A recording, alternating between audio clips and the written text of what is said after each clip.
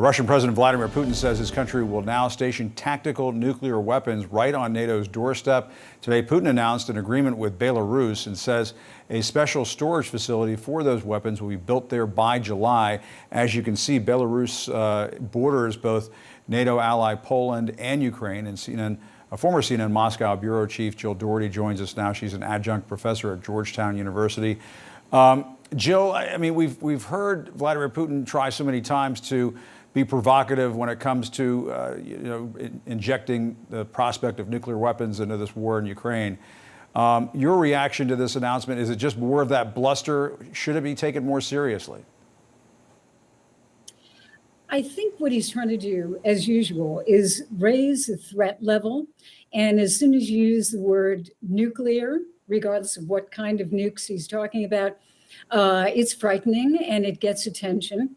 And I'm not saying that we should diminish it, Jim, but I think, as usual, with President Putin, you have to read the fine print and put it into context. So what he's saying is, as you said, that we will station these tactical nuclear weapons, field weapons in Belarus. And the question is, when will this happen? Maybe this summer. But I think the important thing is he's not saying, and in fact, he's saying they will not put them in the hands of Alexander Lukashenko, who is the president of Belarus. And that could be a problem. He is keeping control, he says, in the hands of himself, obviously, and Russia in general. So I do think that in all of these things, as soon as you kind of begin upping the ante when you're talking about nuclear weapons, it's provocative, sometimes dangerous, but I do not think that it's a panic time or anything like that. It's Putin trying to escalate because he has problems. Right. I mean, we've seen that time and again in Ukraine. And do you think this decision will force any sort of countermove by the U.S. or NATO, or do they just keep an eye on it and see, how much he really does deliver on this? Well, don't forget that the United States itself has tactical nuclear weapons in Europe.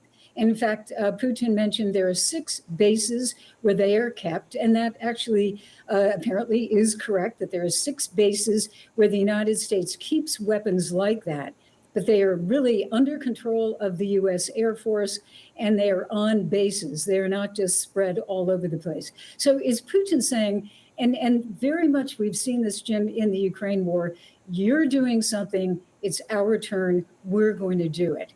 But again, it does up the ante, and if you have more nuclear weapons there, and then also I think it raises a real question of why is Lukashenko even agreeing to this? This is something he gave up, nuclear weapons. Ukraine, Belarus, they all gave them up back in the early 90s. Why does he want any type of nuclear weapon back? Right. I mean, and Jill, I was just about to ask you that. I mean, Belarus has had no nuclear weapons in its territory since the early 1990s.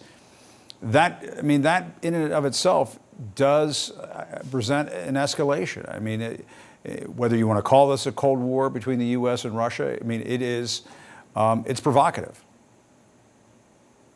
It's provocative, and it's also, I think, a sign of weakness, weakness by Putin, because one of the only things that he can do right now, let's look at his situation. He did not get a whole lot out of that meeting with the Chinese President Xi. He is now, the ICC has issued a warrant for his arrest as a war criminal.